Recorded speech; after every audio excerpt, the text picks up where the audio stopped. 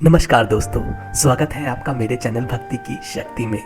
आज हम बात करेंगे भगवान राम की। जी हाँ, भगवान राम की रामायण के बारे में बात करेंगे। और सबसे पहले रामायण महाकाव्य किसने लिखी, किसने सुनी और किसने सुनाई। तो चलिए भगवान राम का नाम लेकर आज के पाठ को शुरू करते हैं। तो नाम लीजिए, जय श्री राम जय श्री राम जय श्री राम। ये प्रश्न जितना कठिन है उतना ही सरल इसका उत्तर भी है। यहाँ मैं आपको विस्तार से नहीं बल्कि जो प्रश्न है उसका सटीक और कम से कम शब्दों में उत्तर देना चाहूंगा।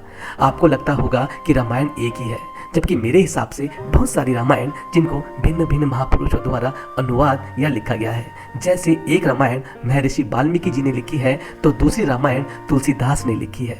संस्कृत में भी कालिदास ने रघुवंश की रचना की। उसी प्रकार जैन, बौद्ध, सिख और नेपाली में भी रामायण के अलग अलग रचनाएं हैं। आध्यात्मिक रामायण को ब्रह्मांड पुराण से निकाला गया है।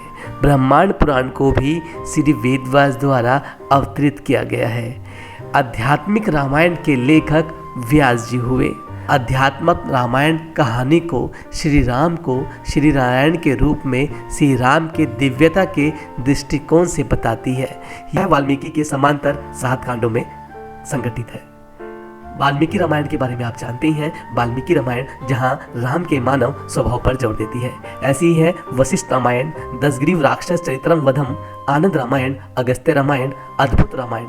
अच्छा, बात करते हैं रामायण सबसे पहले किसने लिखी। शायद आपको पता हो, लेकिन कुछ लोग अभी भी इस बात से अनजान हैं कि सबसे पहले रामायण किसने लिखी। ये बात भारत के 99% लोग जानते हैं कि रामायण महर्षि वाल्मीकि ने सबसे पहले लिखी है।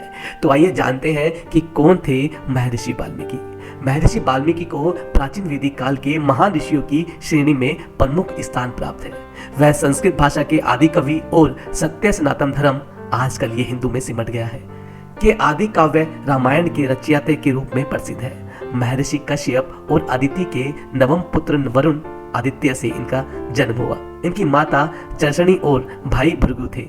वरुण का एक नाम प्रचित भी है, इसलिए इन्हें प्रचितस नाम से उल्लेखित किया जाता है। उपनिषद के विवरण के अनुसार यह भी अपने भाई भृगु की भांति परम ज्ञानी थे। तो चलिए बात कर लेते हैं महर्षि वाल्मीकि के जीवन के बारे में। एक पौराणिक कथा के अनुसार महर्षि बनने से पहले वाल्मीकि रत्नाकर के नाम से जाने जाते थे और परिवार के पालन हेतु लोगों को लूटा करते थे। एक बार उन्हें निर्जन वन में नारद मुनि मिले, जो रत्नाकर ने उन्हें लूटने का प्रयास किया। तब नारद जी ने रत्नाकर से पूछ लिया कि तुम यह नीच कार्य किस लिए करते हो। इस पर रत्नाकर ने जवाब दिया कि मैं अपना परिवार को पालने के लिए यह करता हूँ। इस पर नारद ने एक और प्रश्न कर लिया कि जो भी तुम अपराध करते हो और जिस परिवार के पालन के लिए तुम इतने अपराध करते हो, क्या वह तुम्हारे पापों का भागीदार बनने को तैयार होंगे। इस प्रश्न का उत्तर जानने के लिए रत्नाकर नारद को पेड़ से बांधकर अपने घर ले गए। वहां जाकर उन्होंने बारी बारी से पत्नी से पूछा, माता पिता से पूछा, आदि पूछा कि क्या तुम मेरे पाप में भागीदारी बनोगे। वह यह सब जानकर स्तब्ध रह गए और परिवार का कोई भी व्यक्ति उसके पाप का भागीदारी बनने को तैयार नहीं था। लौटकर उन्होंने नारद के चरण पकड़ लिए। तब नारद मुनि ने कहा, हे रत्नाकर, यदि तुम्हारे परिवार वाले इस कार्य में तुम्हारे भागीदारी नहीं बनना चाहते तो फिर क्यों उनके लिए यह पाप करते हो। इस तरह नारद जी ने सत्य के ज्ञान से उन्हें परिचित करवाया और उन्हें राम नाम के जप का उपदेश भी दे दिया, परंतु वह राम नाम का उच्चारण तक नहीं कर पाते थे। तब नारद जी ने विचार करके उनसे मरा मरा जपने के लिए कहा और मरा मरा रट्टे यही राम हो गया।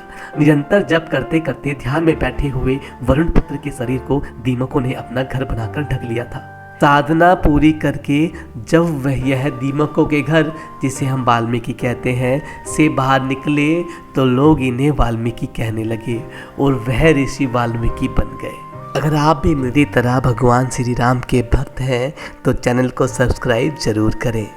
मेरी दी गई जानकारी अगर आपको अच्छी लगी तो आगे शेयर जरूर करें।